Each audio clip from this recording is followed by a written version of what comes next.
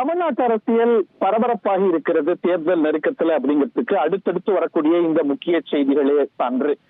பாட்டாளி மக்கள் கட்சியின் தலைவர் அன்புமணி ராமதாஸை சந்தித்து பாமகவுடன் கூட்டணியை உறுதி செய்திருக்கக்கூடிய திரு எடப்பாடி பழனிசாமி டெல்லி செல்கிறார் என்பது அடுத்த செய்தி.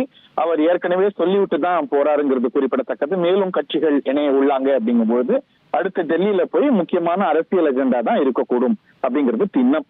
அடுத்து யார் யாரெல்லாம் இணைய போறாங்க, என்னென்ன பேச்சுவார்த்தைகள் இடம்பெற போகுது, டெல்லியில அவர் யார் யாரையெல்லாம் சந்திக்க போறார் அப்படிங்கிறத வரக்கூடிய நிமிடங்களோ மணி நேரங்களோ நமக்கு சொல்லும்.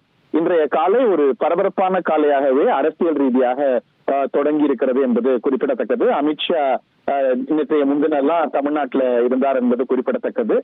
இந்த நிலையில தேசிய ஜனநாயக கூட்டணி, அதிமுக கூட்டணி என்ன வடிவம் பெற போகுது, யார் யாரெல்லாம் சேர போறாங்கன்னு யூகங்கள்லாம் இருந்த நிலையில இன்று பசுமை வழிச்சாலை இல்லத்துல, சென்னை இல்லத்துல திரு எடப்பாடி பழனிசாமி அவர்களை சந்தித்து அன்புமணி ராமதாஸ் கூட்டணியை உறுதி செய்திருக்கிறார். இந்த கூட்டணியில எவ்வளவு தொகுதிகள் ஒதுக்கப்படும் அப்படிங்கறதெல்லாம் எல்லா கூட்டணிகள் போலவே இங்க இந்த தொகுதி எண்ணிக்கை, தொகுதிகளுடைய பெயர்கள்லாம் பிரமிச்சோம். பட் பூர்வாங்கமாக இன் பிரின்சிபல் 2 பேரும் கூட்டணிக்கு வந்திருக்கிறாங்க அப்படிங்கிறது குறிப்பிடத்தக்கது. இதுல ஒரு ஆச்சரியமும் இல்லை அப்படிங்கிறதையும் பார்க்கலாம். ஏன்னா தொடர்ச்சியாக பாட்டாளி மக்கள் கட்சி அப்படிங்கிறது இந்த கூட்டணியில தான், தேசிய ஜனநாயக கூட்டணியில தான் இருந்து வருகிறது என்பது குறிப்பிடத்தக்கது. அதிமுக இல்லாத காலத்துல கூட 2014 ஆகட்டும், 2019 ஆகட்டும், 21 ஆகட்டும், 24 ஆகட்டும், தேசிய ஜனநாயக கூட்டணியின் கொடையின் கீழே தான் பாட்டாளி மக்கள் கட்சி தொடர்ந்து போட்டியிட்டு வருகிறது என்பது குறிப்பிடத்தக்கது. இந்த நிலையில அதிமுக தமிழ்நாட்டில என்டிஏவுக்கு தலைமை வகிக்கிறது. எடப்பாடி பழனிசாமி அவர்களை சந்தித்து அன்புமணி ராமதாஸ் பூர்வாங்கமாக அந்த பேக்ட உறுதி செய்திருக்கிறார். நம்மோடு மூத்த பத்திரிகையாளர் திரு கோட்டீஸ்வரன் அவர்களும் இணைந்திருக்கிறார். இது யூகிக்கப்பட்டதுதான். அன்புமணி ராமதாஸை பொறுத்த வரைக்கும் அவருக்கான ஆப்ஷன்ஸாக திரு விஜயும் இந்த கூட்டணியும் இருந்தது. ஏன்னா திமுக எதிர்ப்பு நிலையை அவர் தொடர்ந்து எடுத்து வருகிறார். இந்த சாய்ஸ் அவர் தேர்வு செய்வதற்கான காரணம் என்னன்னு நினைக்கிறீங்க? இதோடைய இம்ப்ளிகேஷன்ஸ் என்னங்கிறது உங்களுடைய பார்வை போட்டு. நேயர்களுக்கு காலை வணக்கம். அன்புமணி ராமதாஸ் ஒரு சேஃபான ஒரு ட்ராக்கை எடுத்திருக்காரு. அதாவது பழைய ட்ராக் புதுசா எதுவும் மாற்ற வேண்டியதில்லை. அவர் பாரதிய ஜனதா கட்சி, நீங்களே கோடிட்டு காமிச்சிங்க முன்னாடி, பாரதிய ஜனதா கட்சியோட எப்பொழுதுமே ஒரு நட்பு பாராட்டுற தன்மை, மத்திய அமைச்சரவையில் வாய்ப்பு கிடைச்சா ஒரு அமைச்சர் ஆகணுன்ற அந்த ஆசை எதிர்பார்ப்பை இருக்கக்கூடிய ஒரு அரசியல் தலைவர். அப்படி இருக்கும்போது அவருக்கு இது புதுசு கிடையாது. இது எதிர்பார்த்த ஒன்று. பட் ஆனா இது ரொம்ப நாள் தாமதமா இருந்தது. இப்போ இது என்ன, தேர்தலுக்கு நேரம் இல்லை. தேர்தலுக்கு நேரம் இல்லாத பொழுது இப்போது தாமதமாக வந்த ஒரு செய்தி. ஆனா இது என்டிஏக்கு இது ரொம்ப முக்கியமான செய்தி. ஏன்னா நேற்று வரையிலும் பேசும்போது என்டிஏன்னு பேசிட்டு இருந்தாங்க. அப்போ என்டிஏன்னு பேசும்போது அந்த கூட்டணியில இருந்த கட்சி பாரதிய ஜனதா கட்சியும் அப்புறம் ஜி.கே. வாசன் ஐயா அவர்கள் தலைமையில் இருக்கிற டிஎம்சி தான். டிஎம்சி ஒரு சிறிய கட்சி. அப்போ பிரதான ஒரு பெரிய கட்சின்னு போகும்போது பாட்டாளி மக்கள் கட்சி. இப்போ என்னன்னா, இதுக்கு மேல காலதாமதம் பண்ண முடியாது. இப்ப மருத்துவர் ஐயா பெரியவர் ஒரு முடிவுக்கு இனிமேல் ஃபாஸ்டா தள்ளப்படணும். ஏன்னா அன்புமணி ராமதாஸ் ஒரு முடிவு எடுத்தாச்சு. ஒண்ணு அப்பாவும் மகனும் ஒண்ணு சேர போறாங்களா ஒரே அணியில, இல்ல அவர் வேற அணிக்கு போறாரா? இப்ப அவரு வேற அணியில போறாருன்னா அதிகமா இருக்கிறதா நீங்க நினைக்கலையா? ஏன்னா இந்த விரிசல்ங்கிறது அகன்று கொண்டே வர அவர் இன்னொரு அணியை தேர்வு செய்யறதுக்கான வாய்ப்பு அதிகம். ப்ராபப்ளி திமுக அணியை தேர்வு செய்யறதுக்கான வாய்ப்பு அதிகம்ங்கிற ஒரு யூகம் இருக்கு. இல்ல, கண்டிப்பா திமுக சேரத்துக்கு வாய்ப்புன்னு பார்த்தா அது நீங்க பிராக்டிக்கலா பாத்தீங்கன்னா அது அந்த சாய்ஸ் கரெக்டா வராது. காரணம் என்னன்னா, அங்க விசிகா இருக்காங்க. இப்போ பாட்டாளி மக்கள் கட்சியும் விடுதலை சிறுத்தைகள் கட்சியும் கடந்த தேர்தலில் தான் 2 பேரும் ஒரே அணியில இருந்தா அங்க ஓட்டு டிரான்ஸ்பர் ஆனது கிடையாது. அதாவது அலையன்ஸ் தலைவர்களுக்கு பிடிச்சு ஏத்துக்கிறது ஒண்டி கிடையாது. தொண்டர்களோ இல்ல அங்க இருக்கிற நிர்வாகிகளுக்கு சேர்ந்து வேலை பார்க்கணும். அதுக்கப்புறம் ஓட்டு போடுற மக்களும் ஏத்துக்கிறது ஒரு தன்மை இருக்கணும். கடந்த காலத்துல மக்கள் நல கூட்டணி அப்போ நிலைப்பாட்டுல தொடர்வாருன்னு நினைக்கிறீங்க? பாமக இருக்கிற கூட்டணியில நாங்க இருக்க மாட்டோம். சோ அதனால அது எந்த வடிவத்துல பாமக வந்தாலும் அவர் ஏத்துக்கொள்ள மாட்டார். அதை அன்சஸ்டைனபிள் நினைக்கிறீங்க? அதாவதுங்க, திருமாவளவன் ஏத்துக்கிறாரு, இல்ல மருத்துவர் ஐயா ஒத்து போறாரு ஏத்துக்கிறாரு, இல்ல ஸ்டாலின் சார் 2 பேருக்கும் சமரசம் பண்ணி ஒரு கூட்டணி உருவாக்குறாருன்னு வச்சுக்கோம். அது களத்துல என்ன மாதிரி ரிசல்ட் கொடுத்துருக்குன்றதா பார்க்கணும். அது கடந்த காலத்துல பாசிட்டிவான ஒரு ரிசல்ட்டை கொடுக்கல. அப்ப நீங்க கூட்டணின்னு ஒண்ணு அமைச்சு ஓட்டு டிரான்ஸ்பர் ஆகலைன்னா அதனால எந்த பயனும் கிடையாது. அது ஒண்ணு இருக்கு. சரி, ஒருவேளை அவங்க 2 பேரும் கூட்டணியில இருந்தது 2011 விசிகாவும் பாமகவும், அது இருவருக்கும் பரஸ்பரம் பலன் தரல அப்படிங்கிறது எலெக்ஷன் ரிசல்ட்டாக நம்ம பார்த்தோம். அதை வச்சு சொல்றீங்க?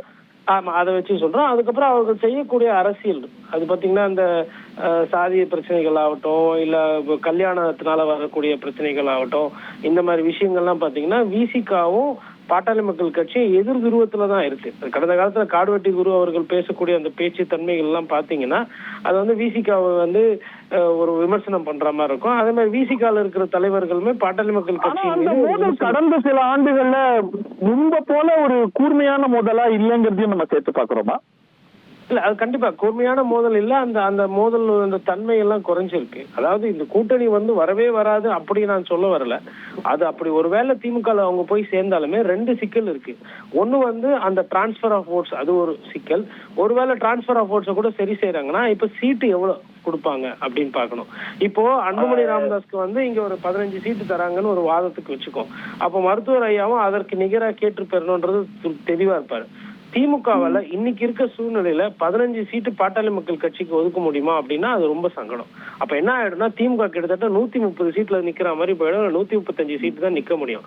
ஏன்னா காங்கிரஸ் ஒரு சைடு வந்து பெரிய கட்சி அப்படின்னு அவங்க ஒரு 25, இவங்க ஒரு 15 அப்படி வாங்கிட்டாங்கனாலுமே 40 சீட்டு போயிடுச்சு. அதுக்கப்புறம் மற்ற கட்சிகள் இருக்கு, ரொம்ப நாளா நீண்ட நாளா பயன்படும். இன்னொன்னு அது வந்து ஒரு பெரிய அலையன்ஸ். உங்களுக்கு சிபிஐ இருக்கு, சிபிஎம் இருக்கு, விசிகே இருக்கு, மதிமுக இருக்கு, ஐயுஎம்எல் இருக்கு, அதுக்கப்புறம் உதயசூரியன் நிற்கக்கூடிய மற்ற சின்ன கட்சிகள் இருக்கு. எல்லாருமே வந்து சீட்டு ஏறணும் ஏத்தி தான் கேட்பாங்க. அப்ப எவ்வளவு சீட்டை சாக்ரிஃபைஸ் பண்ணணும், எவ்வளவு சீட்டு கொடுக்க முடியும்?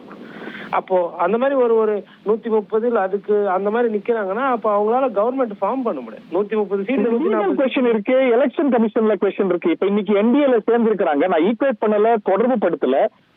ஆனா திரு அன்புமணி ராமதாஸுக்கு இந்த சூழல்ல அவருக்கு கட்சி சின்னம் எல்லாம் வந்து கிடைச்சிடும் அப்படிங்கிற மாதிரியான ஒரு ஒரு சூழல் உருவாயிருக்குன்னு நினைக்கிறீங்களா? அது கன்ஃபார்ம் ஆகுதுன்னு நினைக்கிறீங்களா? பிரச்சனையே இருக்காது. ஏன்னா வந்து எவ்வளவு பேர் எண்ணிக்கை அதிகமா இருக்குன்னு கேட்பாங்க. மாவட்ட அதிகமா எண்ணிக்கை எவ்வளவு இருப்பேன். அதாவது இங்க என்ன பிரச்சனைனா வன்னிய சமுதாயத்தை சேர்ந்த அந்த இயக்கங்கள், வன்னிய சங்கம் வந்து மருத்துவர் ஐயாவுக்கு கூட இருக்கிறாங்க. அதுவும் வயது அதிகமா இருக்கிறவங்க நிறைய பேர் நம்பிக்கையா இருக்கிறாங்க அந்த சைட்ல. பட் பதவியில போட்டவங்க, மாவட்ட செயலாளர்கள், சட்டமன்ற உறுப்பினர்கள் எண்ணிக்கை அதெல்லாம் பார்க்கும்போது பாட்டாளி மக்கள் கட்சிக்கு தான் எண்ணிக்கை இருக்கு. இன்னொன்னு என்டிஏ உங்க யூகம் வந்து பாட்டாளி மக்கள் கட்சிங்கிற பேனரும் அதற்கான சின்னமும் அன்புமணி ராமதாஸ் கிட்ட தான் இந்த தேர்தல்ல இருக்கும்னு நினைக்கிறீங்க? Without sir, matter of facts. இப்போ ஓபிஎஸ் அவர்களும் இபிஎஸ் அவர்களும் சண்டை போட்டுக்கினாங்க. மேட்டர் ஆஃப் ஃபேக்ட்ஸ் நம்பர் அரித்மெட்டிக்கை தான் வந்து தேர்தல் ஆணையமோ இல்ல கோர்ட்டோ முடிவு பண்ணும். சாதிக்கலி ஃபார்முலாவை சொல்லுவாங்க. அதிகமான லெஜிஸ்லேட்டர்ஸ், எங்க அதிகமான நிர்வாகிகள் இருக்காங்க, அதிகமான எண்ணிக்கை பொதுக்குழு உறுப்பினர்கள் இருக்கிறாங்களோ பொதுக்குழு செல்லுமா செல்லான்றது அது லீகல் ப்ராப்ளம். பட் தேர்தல் ஆணையத்தை பொறுத்தவரை அவங்களுக்கு முடிவு எடுக்கிறது நிப்பாட்ட முடியாது. தேர்தல் ஆணையம் ஒரு முடிவு எடுத்து ஆல்ரெடி அவங்களுக்கு வந்து மாம்பழ சின்னத்தை வந்து அன்புமணிக்கு ஒதுக்கி இருக்காங்க. அப்ப இவங்க தான் அதை போய் எதிர்த்து போராடி, இன்னொன்னு நேரம் எவ்வளவு இருக்கு, இன்னும் 2.5 மாசம் தான் இருக்கு கையில. அதுல தேர்தல் நேரத்துல வந்து உங்களுக்கு சின்ன ஒதுக்கீடு அப்படி இப்படின்னு போது சம்டைம்ஸ் கோர்ட்டுமே வந்து தலையிடாது. நிறைய தேர்தலை நம்ம பார்த்திருக்கோம். இது தேர்தல் ஆணையத்தோட சமாச்சாரம், நம்ம அப்புறமா பார்க்கலாம்னு சொல்லிட்டு அது கடந்து போக பார்ப்பாங்க. தேர்தலுக்கு முன்னாடி தீர்ப்பு என்பது வேற, தேர்தல் வேலை ஆரம்பிச்சதுக்கு அப்புறம் வந்து தீர்ப்பு என்பது நிறைய நேரத்துல தாமதமா இருக்கு. நிறைய நேரத்துல ஆசைப்பட்ட சின்னம் கிடைக்காம வேற சின்னத்துல நடந்ததையும் நம்ம பார்த்திருக்கோம். இந்த சின்னத்துலதான் நிக்கணும்னு கிடையாது. இப்ப நாம் தமிழர் கட்சிக்கு சின்னம் மாறி மாறி வந்து சிக்கல்கள் பார்த்தோம். அமமுக தலைவருக்கு வந்து குக்கர் கேட்டப்ப குக்கர் கொடுக்கல, வேற சின்னம் தான் கொடுத்தாங்க, பரிசு பெட்டி. அப்ப இதெல்லாம் மாதிரி நடைமுறை எல்லாம் இருக்கும்போது அது அர்ஜென்ட் பண்ண முடியாது. 1,25,00,000 மனங்களை வென்ற தந்தி டிவி யூடியூப் சேனல். தவிர்க்க முடியாத தம்ப்நெயில்ஸ், கலக்கலான கான்டென்ட்ஸ். நீங்களும் இந்த குடும்பத்தில் இணைய இப்பவே சப்ஸ்கிரைப் பண்ணுங்க. அசுரபலம் கொண்ட எங்கள் டிஜிட்டல் கரங்களில் உங்கள் விளம்பரங்களை சேர்க்க வாட்ஸ்அப் பண்ணுங்க. 8939888378. Email advttanditv@dttv.in.